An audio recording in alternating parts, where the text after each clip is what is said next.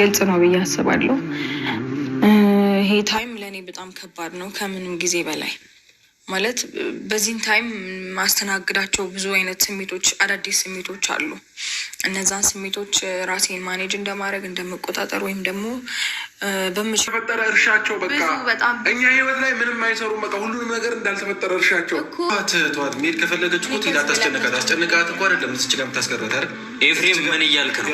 አንተ በማያገባ አትግባ። አንተ እዚህ ውስጥ አንተ ራሱ አትግባ። ሲጀመር ትዳር ውስጥ ገብተህ አንተ መበጥበጥ የለብህም። ወንድም ና በማያገባ አትግባ። እዚች ጋር ማንም ሰው ሊያስቀራት አይችልም። መሄድ ከፈለገች መሄድ ትችላለች። እሺ አንተ አሁን ምን ይሁን እያልክ ያለው? አብርሃም እየሰማኸኝ ነው? በቃ መሄድ ከፈለገች ትሄድ። የሰው ልጅ እኮ በግዴታ አስቀምጠው ምንም ነገር አትወስንም እኮ። በቃ ቴንኪዩ ኤፋ፣ ስለተረዳኝ አመሰግናለሁ። ስለዚህ ልሂድ ፕሊዝ። ማንም እንዲለምነኝ እኮ አልፈለኩም። እየፈለግሽ ነው ያለሽ። እየነገርኩሽ እንኳን በጭራሽ አይደለም። አንተ ለምን ምትለምናት? ቆይ ለምን ምትለምናት? ኤፍሬም ቆይ ኤፍሬም በዚህ ልክ አንቺ የሁሉ ስናወራሽ ማን አይገባም። እናንተ ይኸውላችሁ ማውራት ትችላላችሁ። እኔ ግን ልሂድበት ፕሊዝ። አቤል ልቀቀው፣ በእግዚአብሔር ይሁንብህ። በቃ ተወኝ። ኤፍሬም ግን የሆነ ችግር እንዳለበት ታስታውቃለች። እሺ ስለኔ አይመለከትም። ስለኔ አይመለከትም። ግን እሷ ትሄዳ እንዴ?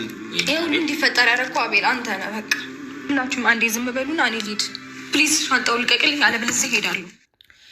ሰላም ወደ የተከበራችሁ የአስቴር ቻናል ቤተሰቦች እንዴት ናችሁ? ደህና ናችሁ? ኤሮቲ ዛሬ ምንድን ነው? ወዴት ልትሄጂ ነው? ሁሌ ማሮጥ፣ ሁሌ ሻንጣ ይዘሽን መሮጥ፣ ሁሌ እራስሽን ተለማምጠ ማንንም ማኖር አለ እና ሁሌ ሻንጣ ይዘሽ መሮጥ፣ ሁሌ ሻንጣ ይዘሽ መሮጥ፣ ሁሌ ሻንጣ ይዘሽ መሮጥ። አንቺ እኮ ባለትዳር ነሽ። ከፈለገ አብርሽ ያውጣ። ከዛ ቤት ደግሞ ማንም ሰው አንቺ መውጣት አይችልም ማለት ነው። ካላመነ ትልቆቹ ሰዎችን አምጥተሽ እንዲያምኑ ማድረግ ነው። ከቻልሽ መፍታት ነው። ካልቻልሽ ደግሞ በትልቆቹ ሰዎች ዙራ ቁጭ ብለሽ እንደ ትልቅ ሰው እንደ ተማረ ሰው ማሰብ በቃ ችግሩን መፍታት ነው እንጂ ሁሌ ሻንጣ ይዞ መሮጥ፣ ሁሌ መጣላት። አሁንም እርጉዝ ሆነሽ እንደዛ እየሆንሽ ታዲያ እስከ መቼ ነው? ወልደሽም ልጅሽም ናቅፈሽ ሮጠሽ ልትወጪ ነው? ለምን እወጣለታለሁ? እሱ ይውጣ እንጂ ከፈለገ እንዴ። አብርሽምን ቢሆን እኮ ስነ ስርዓቱን መያዝ አለበት። ምንም ሴት ከዛም ከዚህም እየለቃቀመ እየደበቀ ትዳር ውስጥ እንደዚህ መኖር የለበትም። በእርግጥ ያናድዳል። በዚህ ሰዓት ደግሞ ሩታ ሰው ያስፈልጋታል። እርጉዝ ናት፣ እያመማት ነው። ስለዚህ ጎን መሆን ያለበት እሱ ነው፣ ባለቤቱ ነው። ምንም ቢሆን እኮ ቤተሰቦቻችን ይወድናል እንዴ? እኛ እኮ ስንደሰት ስኖረን እኮ እንጂ ቤተሰቦች የምንወደን እንደዚህ የሰው ልጅ ተሸክመን እንደዚህ ተጣልተን ትዳራችን ፈተን ወደ እነሱ ሲመለስ እኮ ይሄው ሮጠሽ ገብተሻል እና ሮጠሽ ተመልሰሻል ነው የምትባይ። ለጊዜ ማንም ሰው ሀይ ሊልሽ ይችላል። ነገር ግን ደግሞ እዚህ ጋር የአብርሽ ወንድሙ ደግሞ ኤፍሬም ምን እያወራን ነው? ከፈልግሽ ትሂድ፣ በቃ ልቀቃት። በግድ መስገድድ ነገር የለም። ሁሌ ሻንጣ ይዞ መሮጥ እያለ ነው። አንተ የፈለገችው ነገር ብትለኮሳ ባልና ምስት ናቸው እነሱ አይደለ? የፈለጉን ነገር ማድረግ የፈለጉን ነገር መደባደብ ይችላሉ። አንተ ግን ቤቱ መሀላቸው ገብተ እንደዚህ መናገር መፍትሄ የለም ነው ለመናገር። እናት አባት እኮ መፍትሄ የላቸው። እንደዚህ ማለት እኛ ስንጣላ የሆነ ችግር እንኳን መሀላችን ሲፈጠር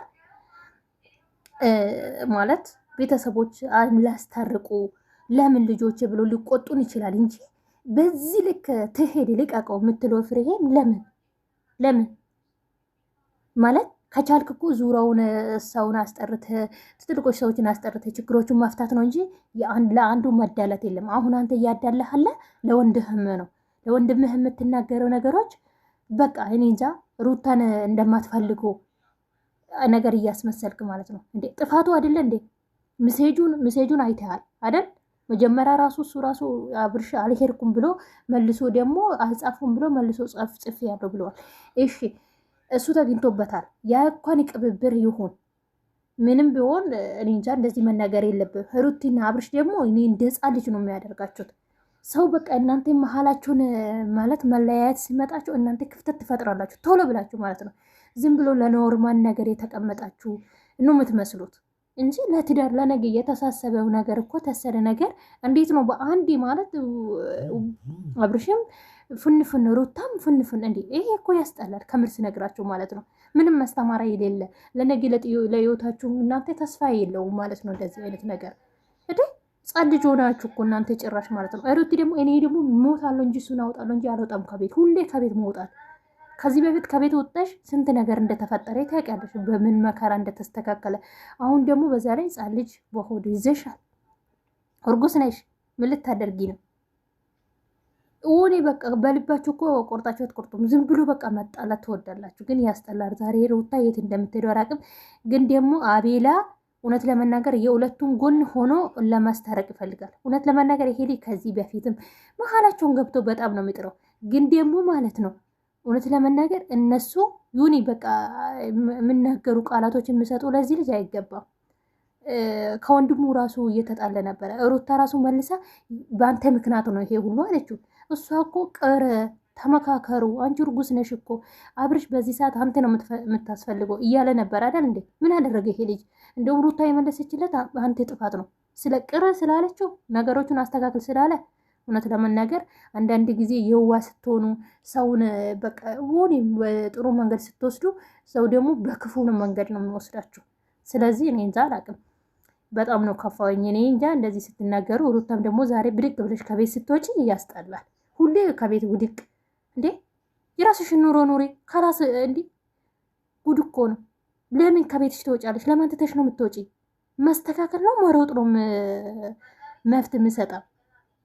ቤተሰብ በጣም ያስጠላል ይሄ ነገር። ስንት ነገር ታስተካክለዋል። አሁን አንድ ሆናችኋል ብለን እኛ ስንጠብቆ ደግሞ መሀላቸው ሴጣን ገባ፣ እየፈታተናቸው ነው። እናንተም ደግሞ ክፍተት እየሰጣችሁ ነው። የምንፈልገው እሱ ይሄ ነውና ያሹፍ ሻንጦን ትንሽ ነው ለጊዜው ዝም ብለሽ ራቅ ለማለት ፈልገሽ ነው። ግን እኔ እንጃ